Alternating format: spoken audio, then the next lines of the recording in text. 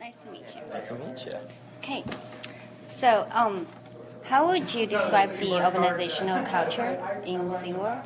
The organizational culture. Yes. About like how organized we are. Like what you believe, what the missions, the goal. Our mission is pretty simple for our department, for the whole company. We're part of the education and conservation team. So what our mission is to make sure that as many guests that come into our park as possible are educated. Anything coming from the exhibits that we're at or the programs that we present, we're trying to make sure that every single guest that we have gets some type of knowledge and learn more about the animals that we have there. Okay. So what would you say that your organization has a diverse spread of employees? Do we have a yes? Our entire company is very diverse. We have at SeaWorld alone over 6,000 employees, and we span from very young to elderly people of all races and mix, all different types depending on what department you're in. How does that affect your organization? How does it affect? I think positively, since we are more geared towards more hospitality, having different types of cultures actually helps us be able to, what's the word I'm looking for, connect well with others. So how would you describe your relationship between you and your co-workers? Well, my relationship with me and my coworkers it may be a little bit different from other departments. Okay. Because my job is to make sure that they are running efficiently. In our job, we do a lot of rotational work, so we're at certain exhibits at certain rotations. So I'm on the phone with them all the time to make sure they're where they're supposed to be and make sure they have everything they need. Our management group is a little bit different from other departments, as in we're right there with them all the time. We're not just sitting at some desk and calling them on the phone from one point to another. We're talking with them and working with them every single day. Well, do you guys socialize outside of workplace? At a lower level management position, you can, but anything from supervisor and above, no. Yeah. Okay. So how would you describe the relationship between departments at your company, like in terms of communications, coordination? Very well done. I've worked at different organizations in the past where communication is almost non-existent. But with us, one of the big deals that we use are emails. We're emailing constantly, every day. On a day off, I come into the office and I'll have closer to 50 emails in one day. And that's not just from my team, that's from all the other departments that we work with every single day. One section of my job is actually to sell certain programs for other departments. So whether it be culinary or operations, all those departments are with us every single day. So what would you looking for when you're hiring in your department from potential, employees? One of the big things that we're always looking for, and something that we always strive to find, are people that are positive. Very positive attitude. When you're out there in the blistering sun for 8 hours and somebody comes up to you and asks you the exact same question you've had all day, we still want you to have a smile out there and we still want you to connect well. Okay. Mm-hmm. Yeah, that's really important. Mm-hmm. Can you think of any traditions in your department and how long that's been in place? Ooh, traditions. Yeah. Things you do. That's kind of hard. Since we have so many employees, I wouldn't say we have a very high turnover rate, but the turnover rate that we do have seems a little hard to create some type of traditions.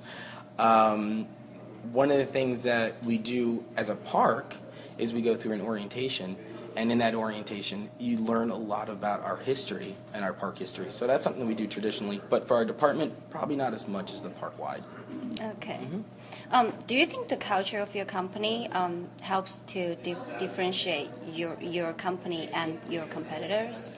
Say that again? Like the culture of your company, is that helping your company to differentiate itself from others? Oh, definitely, definitely. Since we're a park, we have to have a certain niche. We can't just be a theme park with no real theme to it. Yeah. So our culture, being played very well with that education, that conservation, is something that's very different than any of the other parks that we have in this area, or even pretty much in all of the United States. So it's a big deal, and it plays a huge part in our competition. We're the only park that you can actually get an upfront animal experience and still be able to ride a roller coaster and watch a show and be connected in one way that you couldn't go anywhere else for. Okay. As an assistant supervisor, what kind of value do you hope your department and employees under you to stand to? And how does your department to instill this kind of value into employees? One of the values that we want to show, the name of our department, Education and Conservation, is to make sure that they're teaching them about the animals and teaching them about conserving energy and water. And one of the ways that we do that as a management team is we come up with different things for our department to do that shows the same thing that we teach. We make sure that all of our trash cans have some type of recycling bin next to it. We make sure that all of the water cups that we use for the water fountains get placed in some type of recycling container. And we show that our employees that this is what we do every single day. It's because what we believe in. And I think that kind of instills a big deal to them to practice what you preach, I guess. Yeah. So how is good performance in your organization is recognized by the managers? How is good performance recognized? One of the things I've been working on here lately is our evaluations. We actually give evaluations to all of our employees. We go out there regularly and listen to the speeches that they give and the things that they talk about, and basically rate their performance. We keep that all kept in files. And one of the things we do is if they get a lot of what we'll call exceeds or role models, something they do well, we make sure that we tell them. We make sure on our reviews that we say, hey, listen, you've been doing a really good job. And even if they're not, it's nothing to use as a way to berate them, but a way to help them, a way to make them better as an educator. So that's what I'm understanding. So you guys do have rewards and positive reinforcement. We do have positive reinforcement when it comes down to our reviews. So when they sit down, like something like this, we can pull up that file and say, hey, wow, you've done 7 role model speeches here lately. That's really good, and we always try to help encourage them to do better. Okay. And what kind of system in your organization to discourage unethical behaviors? Unethical behaviors? Yes. Ooh, that's a really good one. Well, fortunately, our department doesn't have very many people that are that way, because our job is to make sure that people are ethical. But a way to discourage that is, it may seem kind of small. It may like a minute thing, but anytime if we're in the office and somebody isn't recycling, we always make it a point to say something. So you just speak out? Yeah, we always speak up. Yeah, it's like, hey, that could have gone in that bin, or oh, maybe some of the things that they talk about even, to just help encourage the stuff that we talk about every day at our work.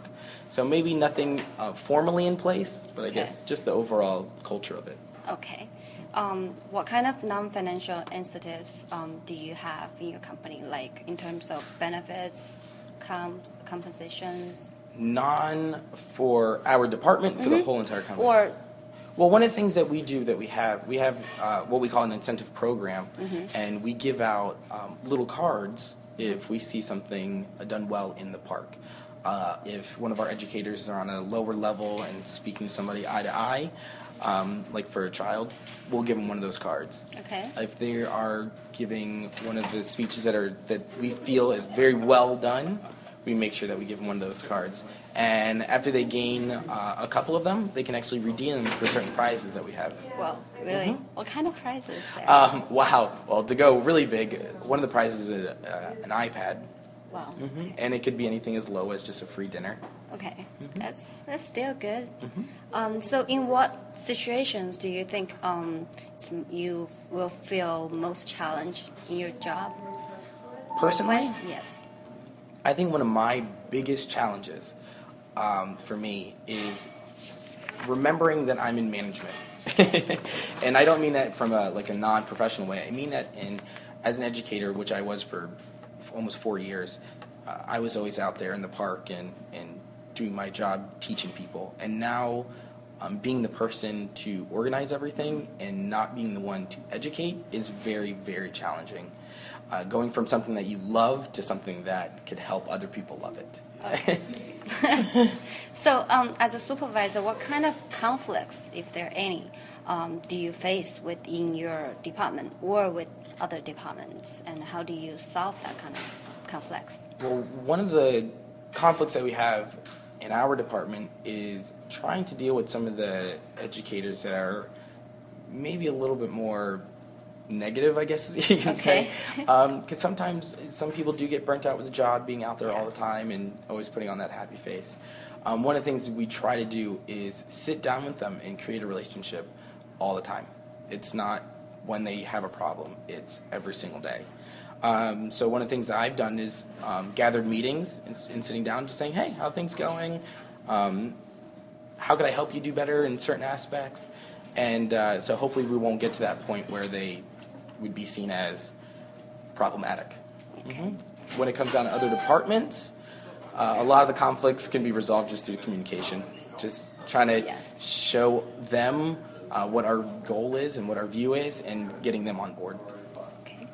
So you have been with this company for a number of years. What reasons do you have to stay for this company for so long? One of the big reasons why I stay with this company is their value towards education and towards conservation. It's one of the things that you don't see anywhere, really. Making sure that we put enough effort, even financial effort, into teaching people, I've never seen anywhere else. Make you feel great. Yes, it's very rewarding. It's very rewarding. So our last question. From a managerial perspective, do you feel there anything could be done to improve the productivity, efficiency, or effectiveness, or just overall performance in work? Absolutely. Absolutely. I don't think any management team could ever say they are the most efficient and most productive team out there. There's always things. That's something that we talk about all the time and something we try to implement all the time. I really couldn't give you something like right now off the top of my head that we can give, because if there was something, it's something that we would talk amongst ourselves all the time. So I guess give you an example, one of the things that I've just finished a pretty big project helping out with those evaluations, and it was just a small idea in a small meeting about 2 months ago that turned into a 2-month project. So it's always something there. Okay. And it's nice to have you here today. Oh, thank you. Thank you Thanks for very having much. me.